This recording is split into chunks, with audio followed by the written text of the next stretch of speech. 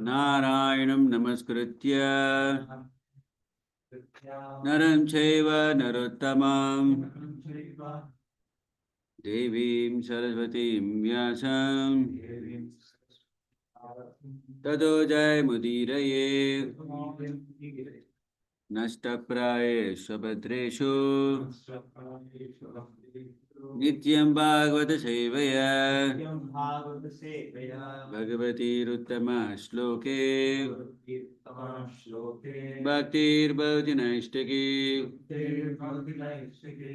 Reading from Srimad Bhagavatam, Canto number 1, chapter number 9, entitled The Passing Away of Bhīṣmadeva in the Presence of Lord Krishna.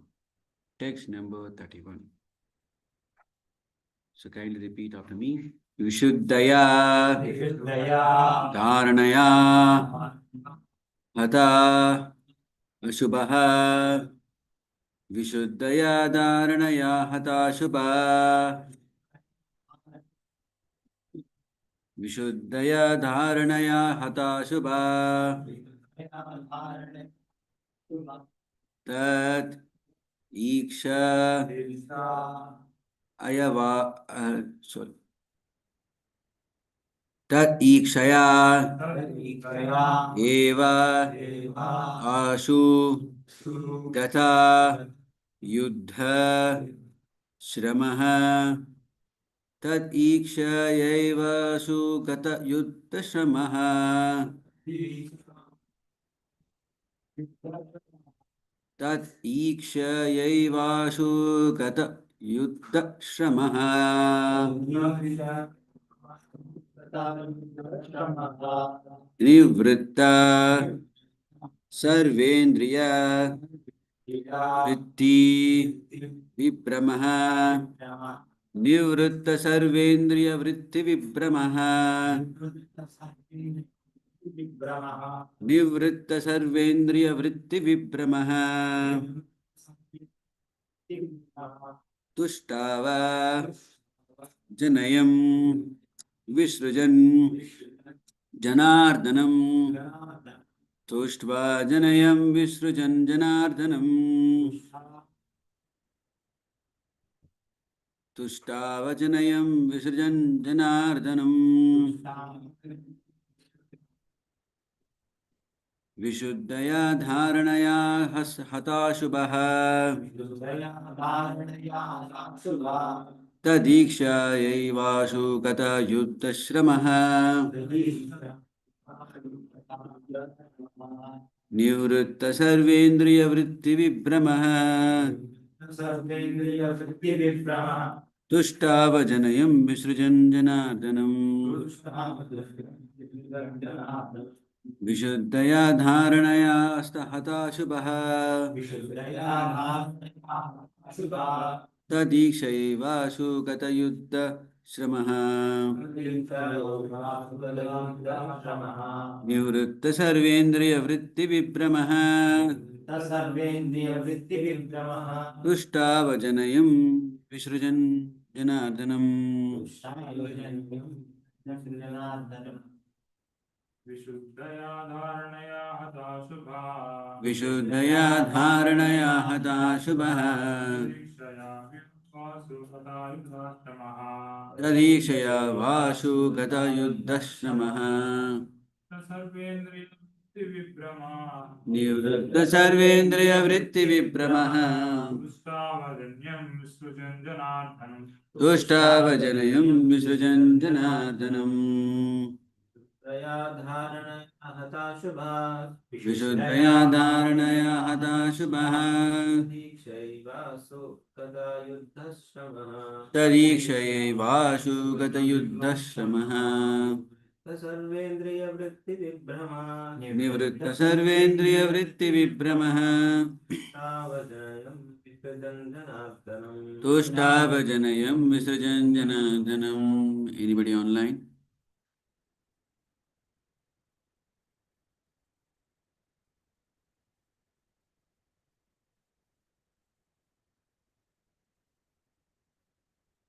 Krishna, anybody from online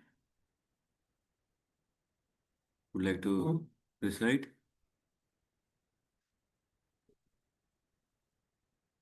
Okay.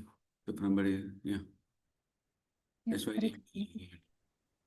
विशुद्धया धारणया हता शुभा विशुद्धया धारणया हता शुभः दीक्ष्यैवासु गतायुधश्रमः तदीशैवासु गतयुद्धश्रमा निवृत्त सर्वेन्द्रियवृत्तिविभ्रमः निवृत्त सर्वेन्द्रियवृत्तिविभ्रमः निष्ठावजन्यं विसृजन् जनार्दनम् तुष्टावजनयं विसृजन् जनार्दनम्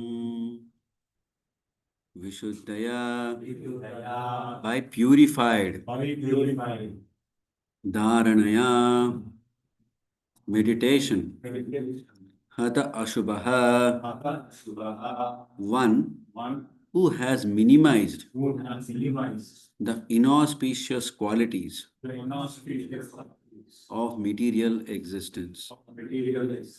Tat, him, Ikshaya, by looking on, Eva, simply, Ashu, immediately, Gata, having gone away, Yuddha, from the arrows, Shramaha, fatigue, Nivritta, being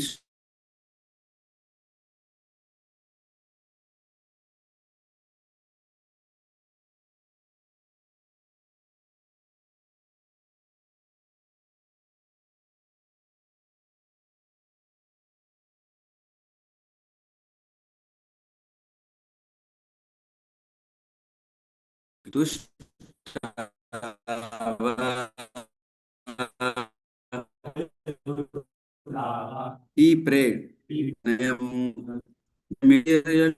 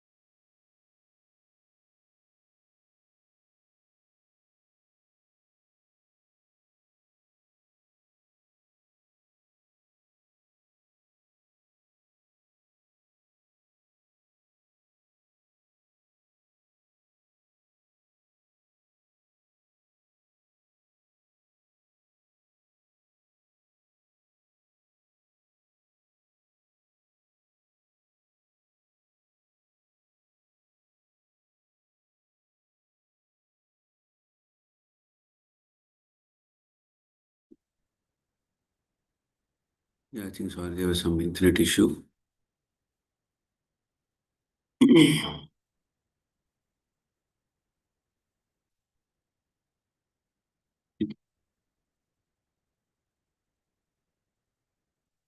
Janayam, the material tabernacle. Visrajan, while quitting.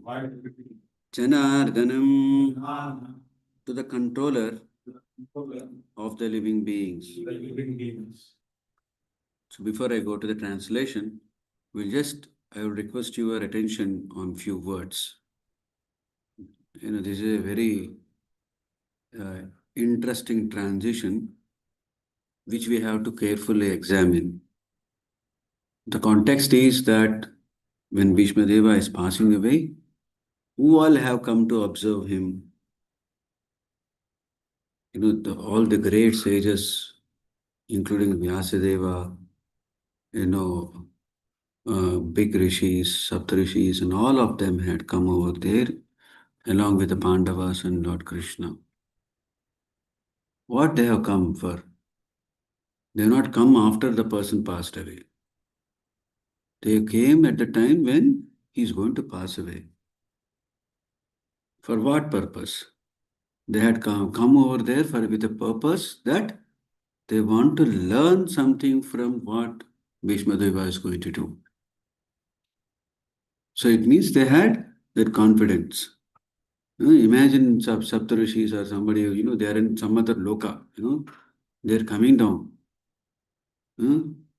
It is like, if you have some concert or something like that, you have to go before time. Correct? You'll rush over there. You'll go on time, right? Why? Because Bhīṣmadeva is following certain path, okay, which everybody wants to go and see and understand. So we'll see the words used is Vishuddhaya. It's not Shuddha, it is Vishuddha. Vikrushta Rupena Shuddha means it's like what do you call better and best, right? It's a that kind of a superlative word used here. Okay? Vishuddhaya. Then again, the word, another interesting word which we have to also focus is the word dharanaya. Dharana comes in the Ashtanga Yoga. Okay, Yama, Niyama, Asana, Pranayama, Pratyahara, Dharana. And then after Dharana comes the stage of Dhyana. After Dhyana stage comes the Samadhi. Here, interestingly, Prabhupada uses the word Dharanaya means meditation. But actually, as per the Ashtanga Yoga system, the word Dharana means it is a concentration, conceiving in that way. You see, there are different words. So,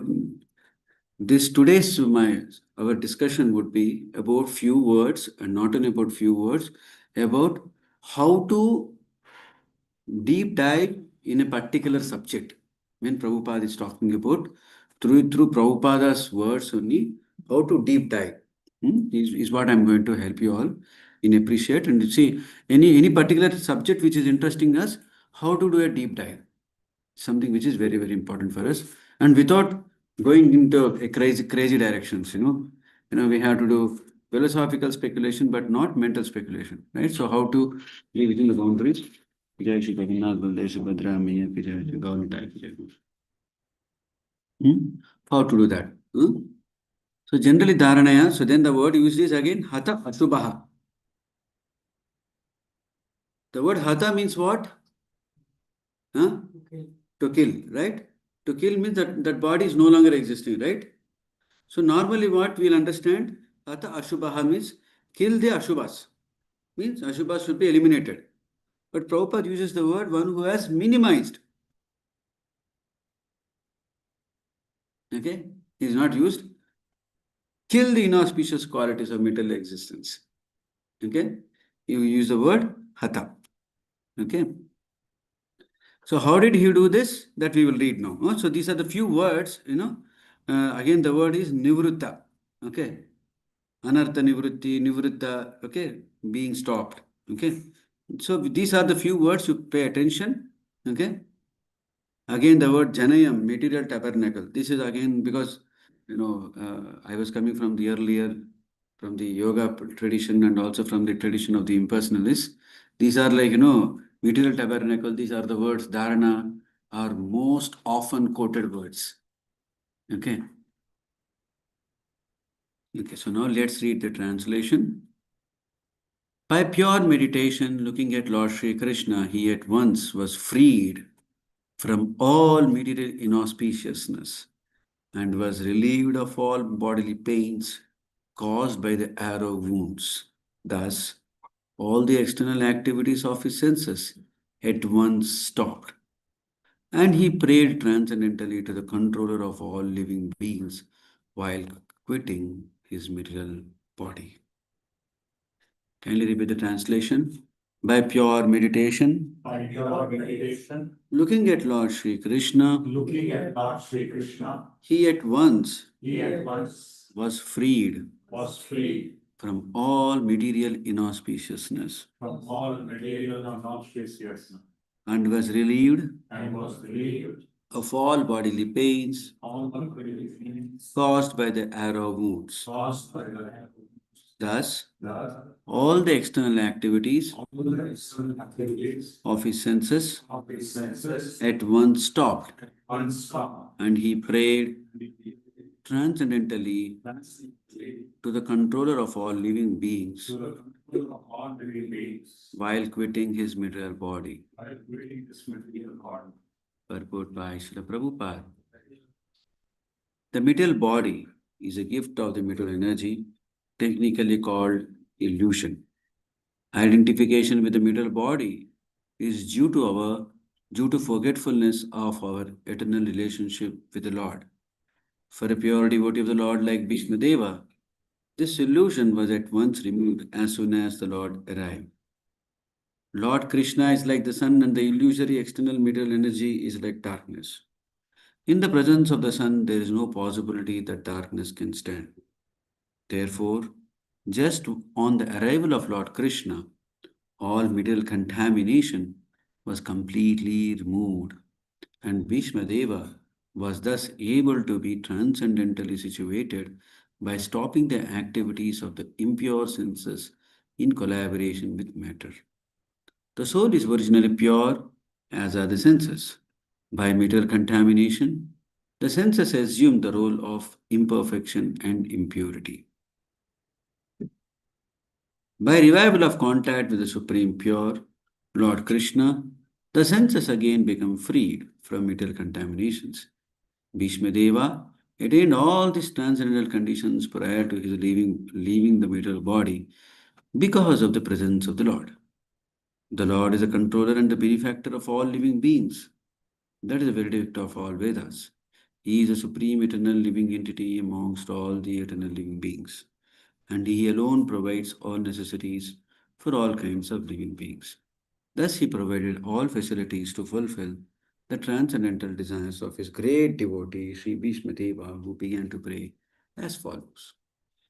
Dasansta Bhaktivedanta Purpoto Magnanatimirandasya Jnananjanashalakaya Chakshurmilitam Yena Tasmai Shri Gurave Namaha Nama Om Vishnupadaya Krishna Preshnaya Bhutare Srimate Bhaktivedanta Swami Vidinamine Namaste Saraswate Devye Gauravani Pracharine Nirvishela Shunyavadi Ashrata Deshakarine Jai Shri Krishna Chaitanya Prabhu Nityananda Shri Advaita Gadadhar Shri Vasavi Gaura Hare Krishna Krishna Krishna Hare Hare Hare Rama Rama Rama Hare Hare.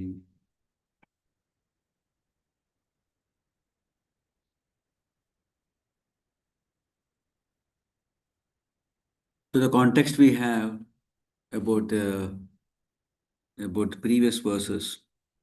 In the previous verses, when Bhishmadeva was asked by Maharaj Yudhishthira as to the duties of various social orders, okay, duties of the king, and so many things which are apparently material political subjects. It is like if you go and meet a politician, the typical things what you would hear. See, that politician is not good, this politician is good. So this, history, this person has done so nicely in the history. You have to follow.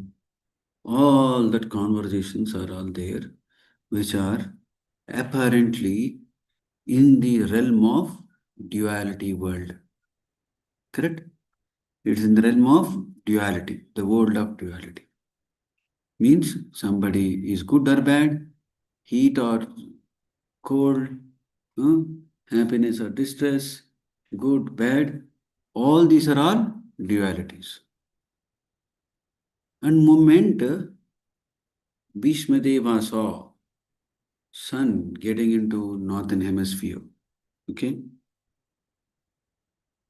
immediately he realized that time has come for him to leave the world. And thus he decided the opportune time has come. He stopped talking about all the political affairs and all the world of dualities. He just paid attention directly on Lord Krishna. And Lord Krishna assumed the Chaturbhuja Narayana form. Okay. And this is the next verse. So in this verse, The word used is dharanaya. Okay. So I'm telling the process of what I have applied so that you can apply the same process in studying any particular subject which Prabhupada is talking about in more depth. So what I have done, I have gone to this website called as Vanipedia. Okay. Here I have selected a thing called as synonyms. Okay, you have to search, you have to click for search. Okay, there are different ways of getting a search done. Categories, pages, text, synonyms, verse lines, and verse translations. I wanted to focus on the word dharanaya. So I searched the word dharanaya. So there are 13 hits have come here. And I know generally, of course, because we have read Bhagavatam somewhere, something we are aware. So second canto is a very important canto, especially the first and second chapters. Shukadeva Goswami starts narrating. The first canto is about Suta Goswami's narration. Again, 12th canto is substantially portion is Suta Goswami's narration. Okay. But in the second canto onwards, it is Shukadeva Goswami's narration. Right? So Shukadeva Goswami, when he starts narrating, especially the second chapter, is about the process of meditating on the Lord in the heart. Okay. So what I was trying to do is, very interestingly, in this verse of Bhagavatam verse, the word dharana is also there, the word nivrutti is also there, like anartha nivrutti is also there. If you go to Ashtanga Yoga system, in Ashtanga Yoga system also there is pratyahara and dharana. Pratyahara means detachment from the external material world, and then focus start concentrating on the Lord in the heart. Okay, dharanaya. Then when that gets matured, it becomes dhyana, and then when the dhyana becomes further matured, it will become samadhi. That is the process of Ashtanga Yoga system.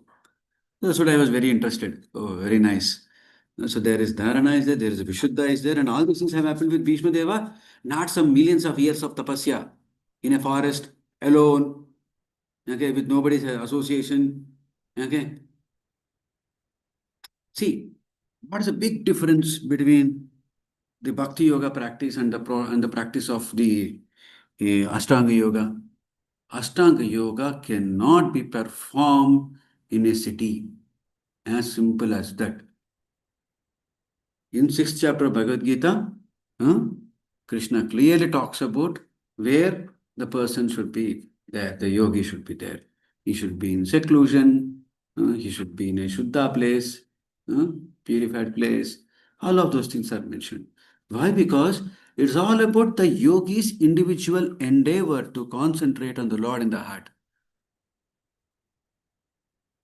He knows that there is a Lord in the heart, but he does not know that he has a relationship with the Lord in the heart. Moment he understands that there is a relationship with the Lord, he becomes a Shanta Bhakta. The first stage of, that 5 milos, right, is Shanta Bhakta. After Shanta, Dasya, Sakya, Vatsalya, Madhurya, right? So once a yogi transcends to the understanding, transcends from the understanding of a just only having a Lord in the heart who is in charge of the entire power of this entire universe, to having an appreciation that there is a relationship with that Lord. I and he has a relationship. Then he becomes a Shanta Bhakta. Now here in this particular verse, what I was trying to do is the contrast between the super fast process of dharana, vishuddha, and all of those things, and all in the case of a bhakti yogi, versus a dhyana yogi or an ashtanga yogi who is only just doing the focus it's not an impersonalistic way. Impersonalistic way also we will understand. I will open another verse now and we will read that verse also. Impersonalists, how they will try to get out of this world. and how the yogis will try to get out of this world. You have to, appreciate each of them. So now imagine you're going to a person, okay, who is into some yoga, seriously practicing yoga. How will you go and talk to them? Hmm? First you have to discern whether this person is having a impersonalist contamination, which is most likely, or he's not having a personalist contamination, but he's having contamination of a yoga only, where he has no understanding of that there is a supreme Atma. Some of the impersonalistic idea, whatever scriptures are talking about Paramatma means what? You are an Atma, you can become Paramatma. Param means Para. Means you can become a transcendental Atma. You know that? That's what they interpret. That's what they do, the kind of interpretation. Okay? So we have seen here the word Dharanya, Vishuddhaya. So I went to this one. Then I went to second chapter, second canto, second chapter, verse number 12. We'll also read verse 8 and verse 12 also. So maybe first we'll read verse 8.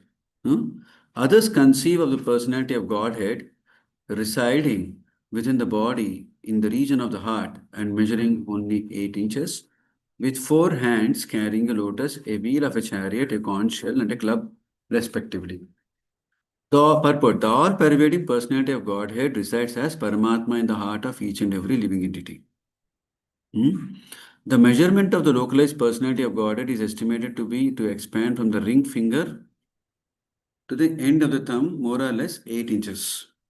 What is the ring finger? This is the ring finger, right? This is the ring finger, right? Sorry, this is the ring finger. So from ring finger to the end of the thumb, like this height. Okay? Around more or less 8 inches. The form of the Lord described in this verse with the distribution of different symbols, beginning from the lower right hand and up and down to the lower left hand with lotus, wheel of a chariot, conch shells and club respectively, is called Janardana. What is the word used here? Janardanam. Okay? So that's why we have to search in the Veda base and all of those things and then study and contemplate. Okay? It's called Janardana, or the plenary portion of the Lord who controls the general mass. Sorry? Oh, you want me to zoom? Yeah, sorry. Second. This is going away. It's better.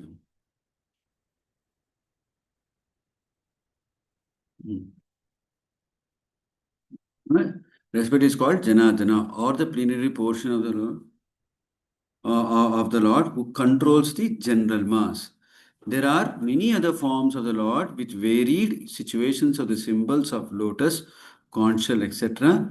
And they are differently known as Purushottama, Achyuta, Narasimha, Trivikrama, Rishikesha, Keshava, Madhava, Aniruddha, Pradyumna, Shankarshana, Sridhara, Vasudeva, Damodara, Janardana, Narayana, Hari, Padmanabha, Vamana, Madhusudana, Govinda, Krishna, Vishnumurti, Adokshaja, and Upendra. These 24 forms of the localized personality of Godhead are worshipped in different parts of the planetary system. These 24 forms of localized personality means of Paramatma are worshipped in the different planetary systems. And in each system, there is an incarnation of the Lord having a different Vaikuntha planet in the spiritual sky, which is called the Parabrahma. So there is a Lord in the heart who is like a Janardana, who has a specific set of 4-hand form. His expansion is there are 24 Vaikuntha planetary systems. It's not 24 planets. It's again there are 24 planetary systems. In that planetary system, there is one planet of Vaikuntha. Okay, so we have to have clear understanding. Okay, so is an incarnation having a different Vaikuntha planet in the spiritual sky. All these are happening in spiritual sky, which is called Paravyoma. There are many other hundreds and scores of different forms of the Lord, and each and every one of them has a particular planet in the spiritual sky, of which this material sky is only a fragmental offshoot. The Lord exists as Purusha or the male enjoyer, although there is no comparing him to any male form in the material world. But all such forms are Advaita, not different from one another, and each of them is eternally young. The young Lord with four hands is nicely decorated as described below. Then there will be a lot of descriptions of the Lord will be there. Okay. So now we have understood how does a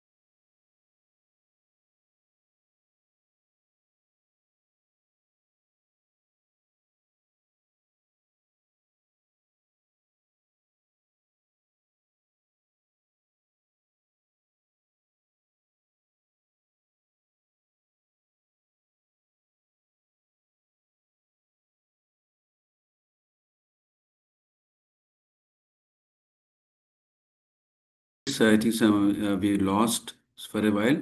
Till where you all heard online? Hare Krishna Prabhu. We Yeah. heard till you were talking about the 24 planetary systems. Oh, that's quite a long ago. Okay. Okay. So there are 24 planetary systems. So yeah, in these planetary systems, there are 24 specific planets are there of different combinations of the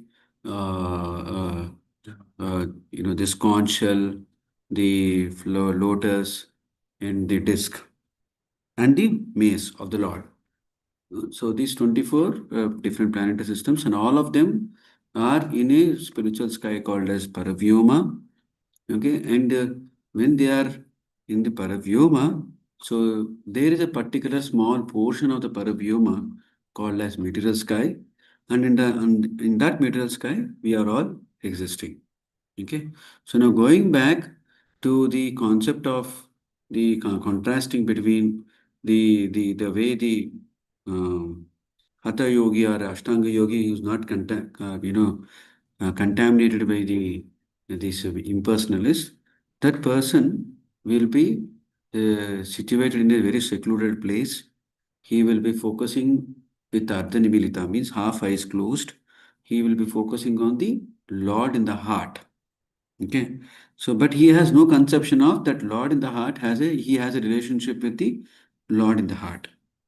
So now let us compare this with that of an impersonalist. Okay. The Lord's magnanimous pastimes and the glowing glancing of his smiling face are all indications of his extensive benedictions. One must therefore concentrate. So here again, Prabhupada uses the word ikshate, must concentrate. I think there also the word ikshate comes. Ikshaya. Here the word Ikshaya, Ikshate. So very, like this, there are multiple ways in which we can deeply study Bhagavatam. That's why it is called as Vidya Bhagavata Vidhi. If somebody has, perfected by studying the Bhagavatam, he is called as the best person, best scholar, Vidya Bhagavata Vidhi.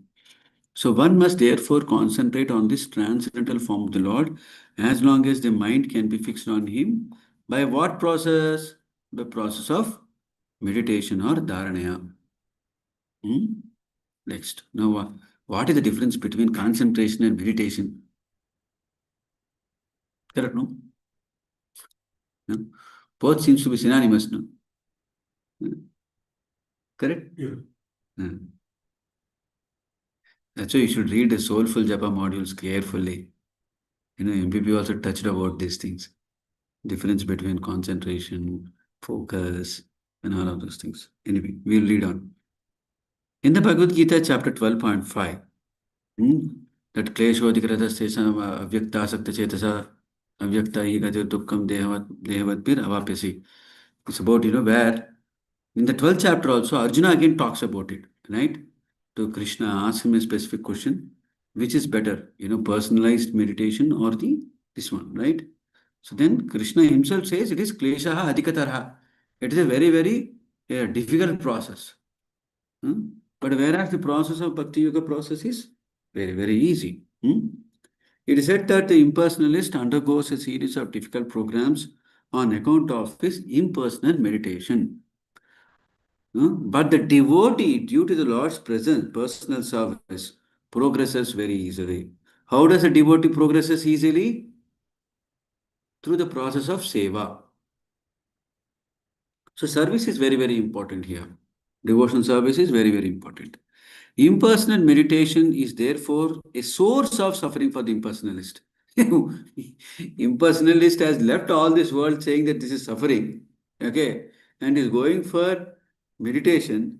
But poor fellow, he is not realizing that he's gone there with the idea of an impersonal meditation, and that is the source of suffering. Okay, here the devotee has an advantage over the impersonalist philosopher. The impersonalist is doubtful about the personal feature of the Lord. See, the difference between an impersonalist and a person who is like Mayavadi. What is the difference? Mayavadi says, this personality of Godhead cannot exist. But whereas an impersonalist is doubtful. Mayavada is different from Nirvisheshavada.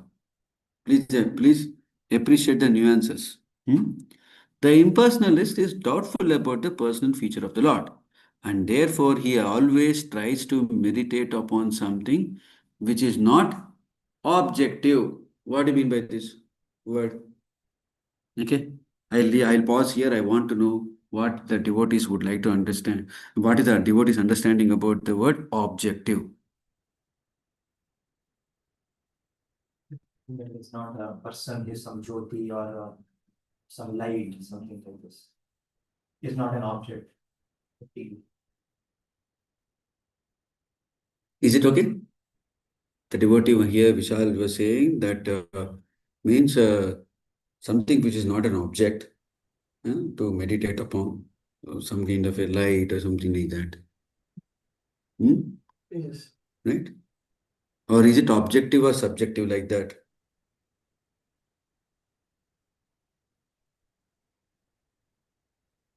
So basically, he's clueless. So he doesn't know what his objective is. He's sitting, he's following. No, don't think he's not having an objective. He is having an objective in mind. He thinks he has. He's following a process, but Okay. he will never achieve a destination because. But why the Prabhupada used the word not objective? Therefore, he always tries to meditate upon something which is not.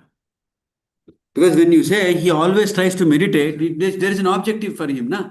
So he is meditating on the personal feature, but he doesn't believe in that personal feature. No. The impersonalist is doubtful about the personal feature of the Lord. And therefore, he always tries to meditate upon something which is not objective. Okay, Namita Mataji has raised her hand. Yes, Mataji, please. Hare Krishna Prabhu, I'm not sure, but I'll try. So, something which is not objective will be something that is subjective. So, when something is subjective, that means he's concocting his own whatever form of, not form, they don't believe in the form, but whatever is Lord or whatever is the supreme, or even if they believe in the energy form of the Lord.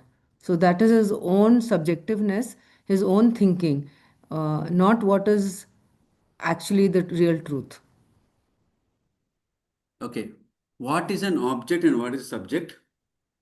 The Lord is an object. No, generally, what is the normal parlance? What is an object and what is a subject? Subject means the person who is observing. Object means the person with the thing which is observed. When you say, oh, we have to be objective in nature, we say. When you say, I have to be objective means what? Put aside your misconceptions and conceptions of that object. See what the object is. Correct? See the what actually the object is saying. That is called as objective. Subjective means what? Okay, whatever the object may be, whatever my thinking it has to. So means I'll change the objective to subjective. Correct? So now with this understanding, he always tries to meditate upon something which is not objective. Means what? Is it like something, whatever I want to see, that only I will see? Possibility is there, one possibility is there. Why that possibility is there? Because they are all, neti kind of thing. I'm not this body, I'm not this table, I'm not this mobile, I'm not this laptop, I'm not this any of these things. Anything which is moving in this world, I'm not this. Like that. All these forms do not exist. These forms are bothering. Neti. So, and that is one understanding. Another understanding which Vishal Prabhu also said, is rightly said, is something which is object in this world, how can you focus on? Because that is Maya. Okay? So they want to focus on something which is not object. Like that. Yeah, Ramya Mataji, you want to say something? You raise your hand. Prabhu, that's what why we say no for personalists. Lord is the object of meditation, or Lord is the object of devotion. So for impersonalists, that's not the case. No, correct. That is okay. The word uses, and therefore he always tries to meditate upon something which is not objective. Here, the other object was personal feature, but no, that's not the objective. Then what else is his object? It could be some other objective. But no, his objective is not objective. Okay. His idea, the idea of an impersonalist, is not to have any object in the mind. Okay. That's why it's called as klesha hadikatara. It's a very, very difficult process. For this reason, there is an authentic statement in the Bhagavatam regarding the positive concentration of the mind on the factual form of the Lord. Hence, Bhagavatam actually gives an alternative proposal that this is how you have to focus, concentrate, meditate on the factual form of the Lord. So now let's move on reading. The process of meditation recommended herein is Bhakti Yoga, or the process of devotional service after one is liberated from the material conditions. What is Bhakti Yoga? It's a process of devotional service after one is liberated from the material conditions. अबे हमको नहीं है. We are in the material conditions. So anyway, let's understand further. Jnana Yoga is the process of liberation from the material conditions.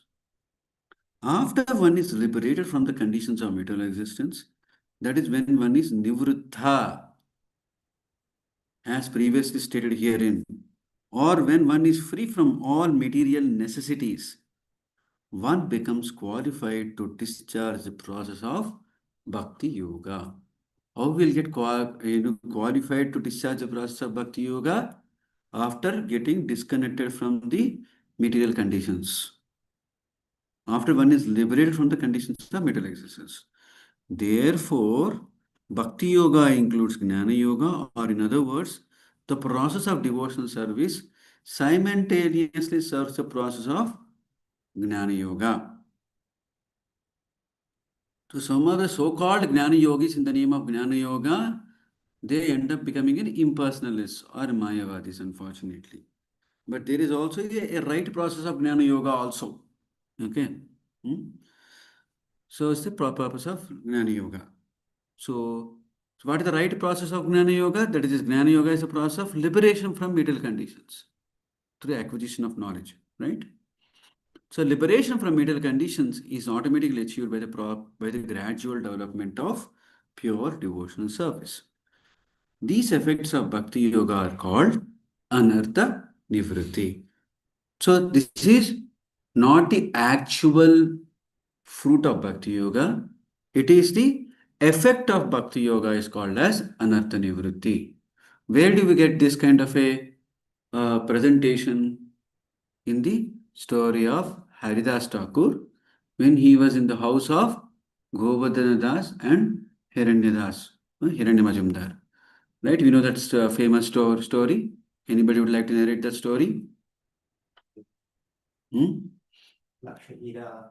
No, not the Lakshahira story. That's a different one. What is the story? Taxpayer, the challenges. Gopala Chakravarti. So when Haridas Thakur, Hiranya Majumdar and Govardhan Majumdar, they conduct a big assembly of all the very learned scholars of Navadvip and that entire area. They come. So in that assembly, they request Haridas Thakur to tell the great qualities of chanting of the holy names of the Lord.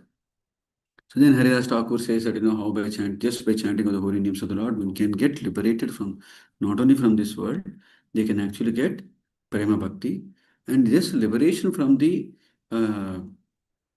material tabernacle is just a, it is just a small benefit. He says, like the way when the sun rises, twilight, sun has not fully risen. When sun is in the slightly in the twilight zone, what will happen? Entire darkness is gone.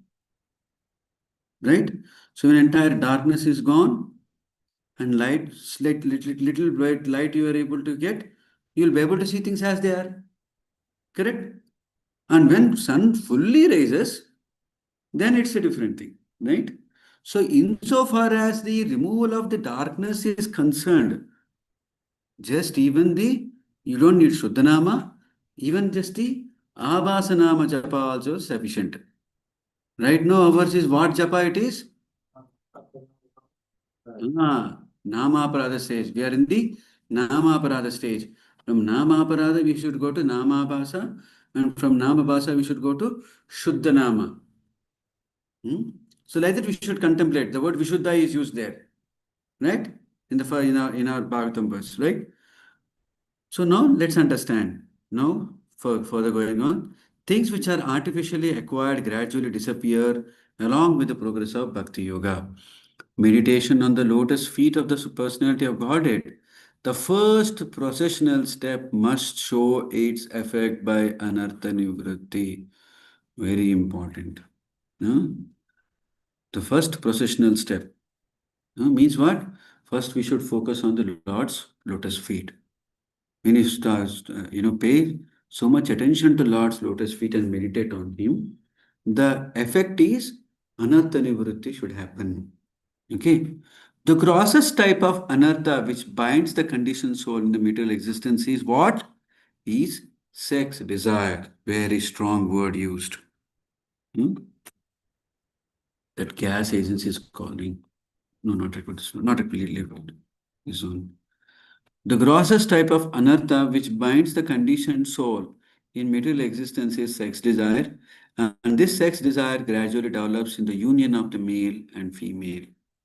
When the male and female are united, the sex desire is further aggravated by the accumulation of buildings, children, friends, relatives, and wealth.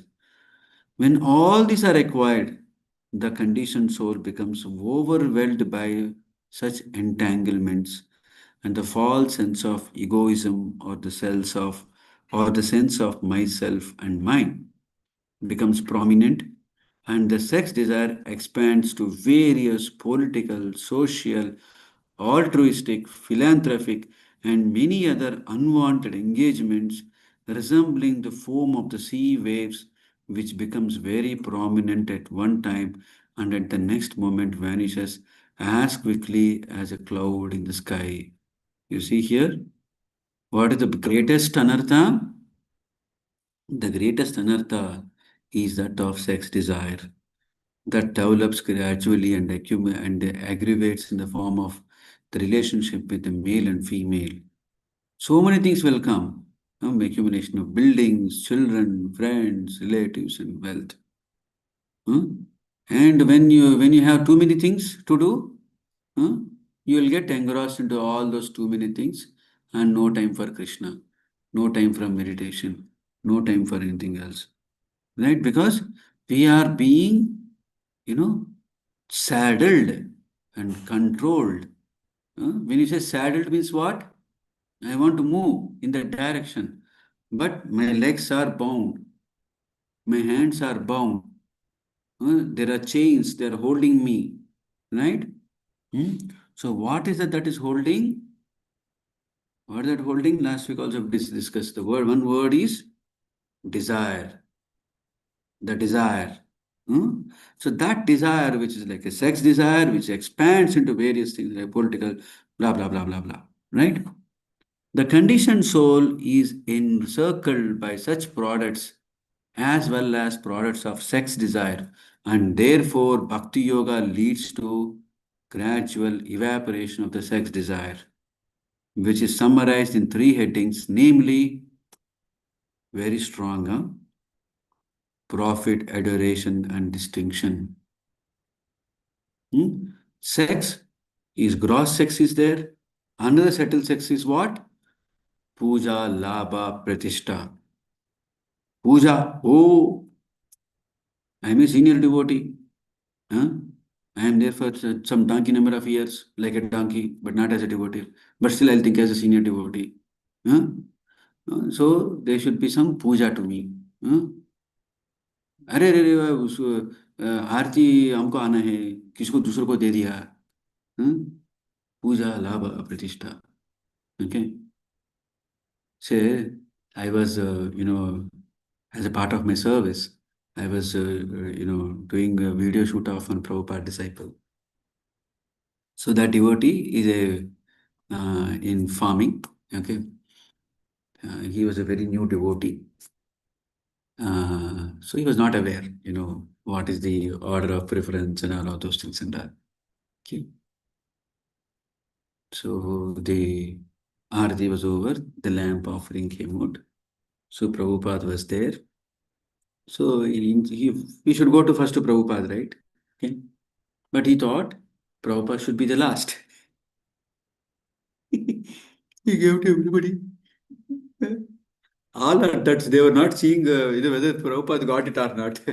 They're all probably either not. I should not use the word touched. Maybe they are all fully focused in dancing, kirtan, in those.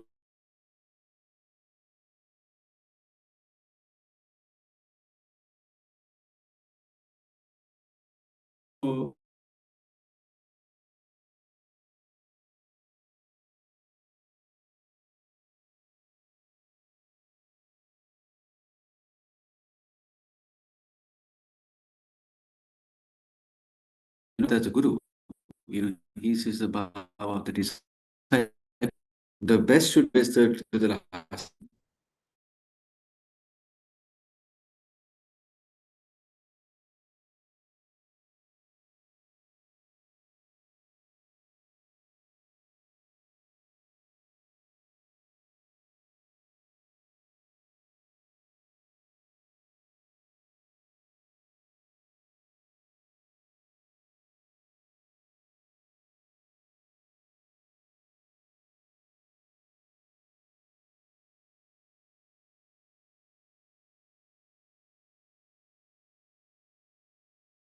Okay, sorry.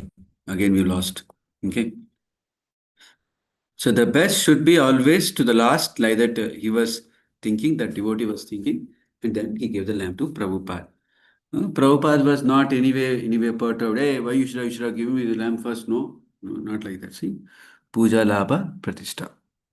Then I'll tell about the same, in the same particular thing after the Aarti was over, there was a class happening. I'll tell about that later. Okay. All conditioned souls are mad after these different forms of sex desire. And one shall see for himself how much he has been freed from such material hankerings. Sorry? Not shared? Sorry, I have not shared. Sorry.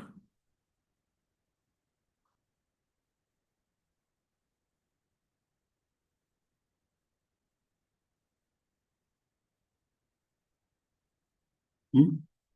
Sorry. All conditioned souls are mad after these different forms of sex desire, and one shall see.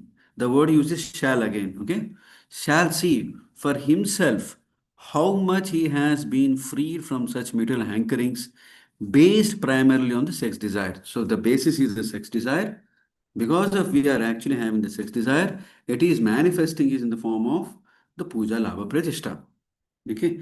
As a person feels his hunger satisfied after eating each morsel of foodstuff, he must similarly be able to see the degree to which he has been freed from sex desire.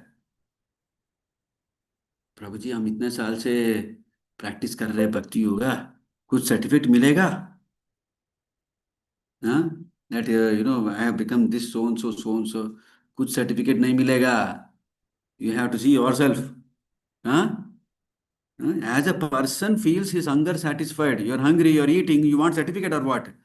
Huh? You don't need a certificate. After eating each morsel of food stuff, he must similarly be able to see the degree to which he has been freed from the sex desire. The sex desire is diminished along with its various forms by the process of bhakti yoga. So now that there is a sex desire which is gross sex desire and there is subtle sex desire. All of these things are diminished with its various forms by the process of bhakti yoga because bhakti yoga automatically by the grace of the Lord effectively results in knowledge and renunciation. Bhakti yoga, if you're doing, you know, see in the other forms of yoga, what you'll do? Oh no, I'm not this sex desire. I'm not this. I'm not that. I'm not that. No, भैया इधर तो उतना tension नहीं है आपको केवल सेवा करना है. Huh? By keep doing service to the Lord in a very attentively with all the emotions, by the grace of the Lord, effectively we results in knowledge and renunciation. Even if the devotee is not materially very well educated, see the word here. Even if the devotee is not materially very well educated, the person, if he is performing bhakti yoga, he can become a great person, a great pure devotee. What are the examples we have here? Gaur Kishore Das Babaji Maharaj. He couldn't even sign his name. But such a great Vaishnava Acharya. Right? Knowledge means knowing things as they are. Hmm? Can you get the power? Knowledge means knowing things as they are. And if by deliberation, if it is found that there are things which are at all unnecessary, naturally the person who has acquired knowledge leaves aside such unwanted things. When the conditioned soul finds by the culture of knowledge that material necessities are unwanted things,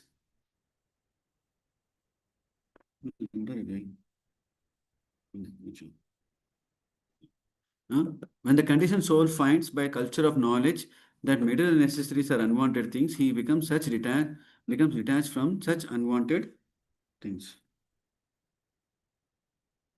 Sorry, lot of disturbance today. This stage of knowledge is called vairagya or detachment from unwanted things. We have previously discussed that the transcendentalist is required to be self-sufficient and should not beg from rich blind persons to fulfill the bare necessities of life. Shukadev Goswami has suggested some alternatives for the bare necessities of life, namely the problem of eating, sleeping, shelter. But he has not suggested any alternative for sex satisfaction. One who has the sex desire still with him should not at all try to accept the renounced order of life. For one who has not attained to this stage, there is no question of a renounced order of life. So, what is that? One who has the sex desire still with him should not at all try to accept the renounced order of life. Renounced order of life is only for those who have attained the stage of process of devotional service under the guidance of a proper spiritual master and following the principles of the Bhagavatam. One must be able at least to control the gross sex desire before one accepts the renounced order of life actually. So first thing is we should be able to control the gross sex desire. Then is much more difficult one, that is the subtle sex desire. What is subtle sex desire? Puja, labha, pratishtha. Oh, I want this pratishtha. I have created so much of wealth, so much people should recognize me. Same, na? Why you want recognition? You want some female to come and also praise you, right? So purification means getting free gradually from sex desire. What the word purification means? Gradually from sex desire, both gross and subtle. And this is attained by meditation on the person of the Lord, as described herein, beginning from the feet. One should not try to go upwards artificially without seeing for himself how much he has been released from the sex desire. The smiling face of the Lord is the 10th canto of Srimad Bhagavatam. And there are many upstarts who at once try to begin with the 10th canto and especially with the 5 chapters which delineate the Rasa Leela of the Lord. Even today I have not read those 5 chapters. This is certainly improper.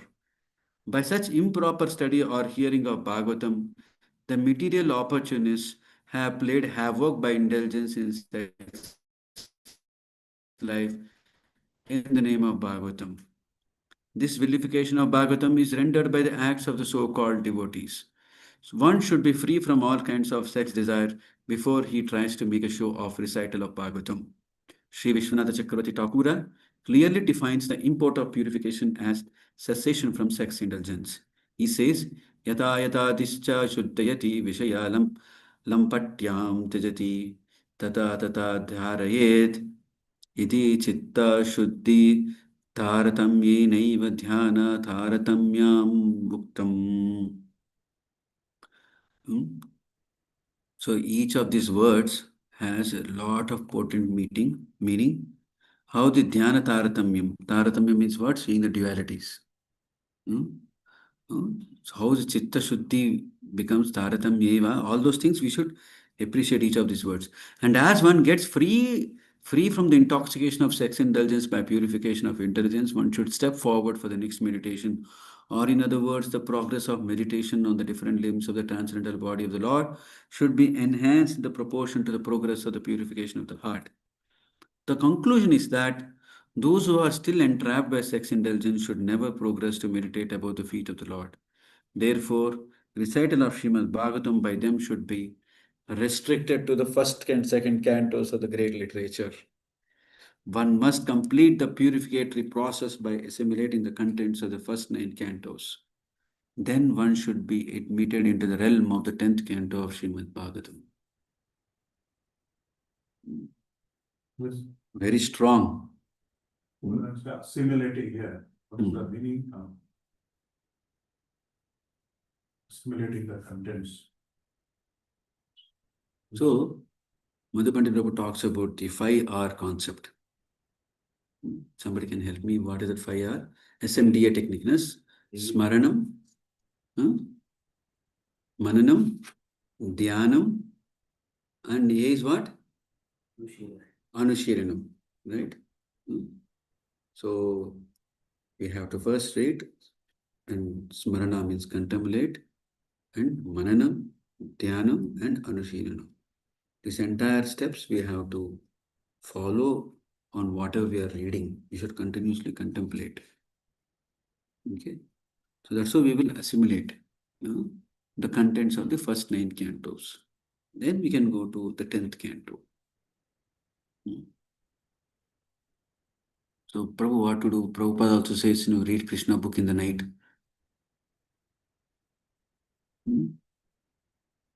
Correct? So Prabhupada has written the 10th canto in a way we can understand. Of course, those 5 chapters of Rasa Leela, that 5 chapters. Moment your first page you read and you start getting the material sex desire, then you should stop reading. Because we are not yet ready. Okay? Here and there we may get to understand some things, but reading is, of those 5 chapters, especially, we should not do so long we have that kind of a material understanding of that. No. How do you defeat if somebody comes and that is very easy. There are enough arguments are there, even without reading those 5 chapters. There are enough arguments are there how to deal with that, with the opposing elements. So now are we able to contrast? You see, moment. So now coming back quickly, when reading these purports, you see here, always in the purport also you should compare which section of purport is relating to which lines of the verse. You see the last word about Janardhanam came in the last section, right? What is the way, how he is? The Lord is the controller and benefactor of all living entities. That is the verdict of all the Vedas. He is the supreme, eternal, living entity among all the living beings. What is the word? Nityo Nityanam. Correct. And he alone provides all necessities for all kinds of living beings. So that's what Prabhupada also, puts in the purport. He focuses on few words. So what was the main thing which Prabhupada is talking about here? How does a devotee do a dharana? And how he gets the nivritti, anartha nivritti happens? By focusing on the supreme pure. The word used is supreme pure. Krishna is the supreme pure. Pavitram Purusham. Arjuna uses the word Pavitram. So Krishna is the supreme pure. By focusing on Krishna, the senses again become freed from material contaminations. So that's how Bhīṣmadeva has attained all these transcendental conditions. Just, when you are anxious, right? When you just think about Krishna, all your anxieties will go away, right? So that's the potency of the word Krishna, which is at a very, very, in a small glimpse, we're able to see. But if you're able to focus and do these things and all of those things, we'll be able to, get to a very, very advanced stage. No need to worry whether what will happen to me by the time of death, whether I'll be able to remember or not. No need to worry. You have to keep on doing our seva. Many instances. Even very recently, I spoke to one Mataji, her mother passed away in Vrindavan. Oh, very nicely she left this world. Just she said, Banki Bihari ji, hey Banki Bihari ji. And then she collapsed. So it's all possible, we need not have that doubt and all of those things. In fact, the process of yogis are very, very doubtful in this world. But whereas, in the case of devotees, we see so many instances happening in and around in our life.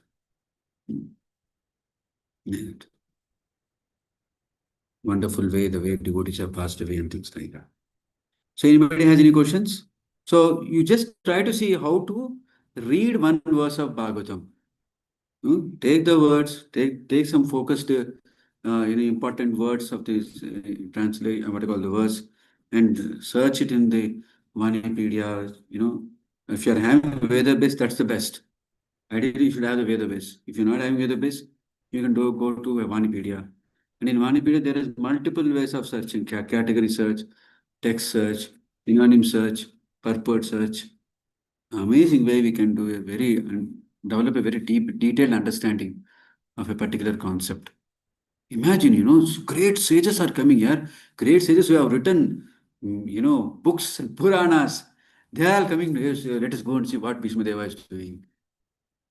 And this is a particular verse talking about that. Yeah, Namita Mataji. Yeah. Hare Krishna, Prabhu. Prabhu, so what is that subjective and object of devotion? So what is the actual way to understand what Srila Prabhupada has written? Or both can be, it can be taken both ways. Okay. So what is the subjective and objective for a devotee? Right? For a devotee, the word now both objective and subjective, we have to look from that one statement. Iha yasya harer dasya nikilasya pavastasu jivan muktasya uchyate. Okay. So for us that is an aspiration, because right now we are in the Kanishta stage. From Kanishta stage, we should move to Madhyama, and from Madhyama we should move towards the Uttama, right? Right. So when we are in that stage, so we come to a stage called as Jivan Mukta. The Jivan Mukta stage is before the Prema stage. It is the stage where we are like just from Bhava, we are transitioning towards the Prema stage. So how does a devotee look at this world? So the devotee looks at the world objectively means what? He connects every object. What is the purpose of that object in the whole Lord's creation? Like when Srila Prabhupada wanted to go to the US, he went with a ship, right, ticket, right? But later on, his objective has changed, that he wants to extensively distribute Lord's message. So he had taken the flight. Flights are used by materialists for material purpose. The devotee has seen it for the objective Krishna purpose. So he has gone there. So he sees the world, entire world, how to use it for Krishna's purpose. Okay. He was contemplating how to do Rath Yatra in San Francisco. He saw one flatbed truck going on a road. Yes, we can make a Ratha like that. So his mind is filled with how to serve the Lord. His mind is filled with how to serve the Lord with these all material things. And the moment he sees an object that fits into his seva, he puts it in his engagement. And what is his subjectiveness? His subjectiveness is always filled with that I have to serve the Lord and I have to go back to him. Understood? The subjective and objective. Any other questions? The Prabhupada says, renounced order of life. So, what is it sannyas that is referred here as a Yes. renounced order of life? Yes. Can you show us how you went from here to Vanipedia and then to that particular sloka? What are the key words that? So I go to Vanipedia like this. Say that here Vanipedia is there. Go to Vanipedia site. I search the word Dharanaya. I wanted to focus on this word Dharanaya. Search for synonyms, English or Sanskrit. It is Sanskrit.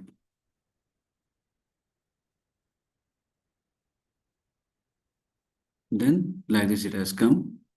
First I eliminated anything about 10th canto. This is nothing to do with Prabhupada. Then I went to this, second canto. This is something which Prabhupada has spoken about in the process of, Lord, meditating on the Lord in the heart. This is anyway about meditation. Then I went on directly to this, these 3-4 verses I read.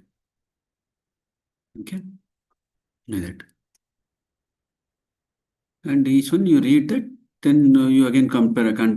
Okay, how many verses it is very, very clear. So there is Ikshana is there, Dharanaya is there. Okay, so both are somewhere related. Ikshana, Iksheta and Dharanaya. And you go to here, there is also somewhere that Nivritta is also word is there, right? No. Here only Nivritta word is there. Where is Nivritta? No, Nivritta word is there in the purport. So like that, you look for, more and more common, things, matches.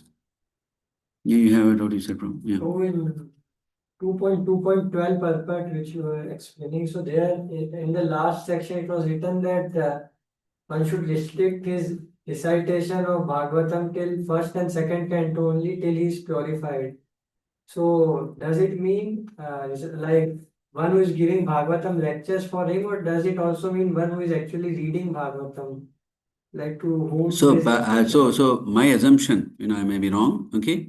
For all these Bhagavad Sapta people, the recitation of Srimad Bhagavatam should be restricted to first and second canto.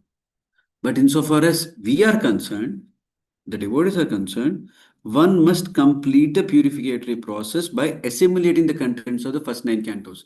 Prabhupada did not say you stop reading. But he has written all these 9 cantos for selling or what? It is for us to assimilate the contents of Yes. like that. Of course, in the 10th canto, the first 13 chapters, the way Prabhupada has written the purports. Oh, very nice. Yeah. Any other questions? So we'll read like this, we have to, nicely read and associate with Srila With the Prabhupada. stage of simulation, like should come into practice now. Yeah, Then assimilation stage should of lead into simulation. practice. Yeah, there's no doubt in that. The stage of practice, then we have to move on to the 10th. Yes, yes. Otherwise, you can read the 10th canto as a summary form in the form of what Prabhupada has written in the Krishna book, save and except those 5 chapters. Okay, so we'll stop here. Srila Prabhupada ki jai, Bhaktivinoda Srimad Bhagavatam ki jai.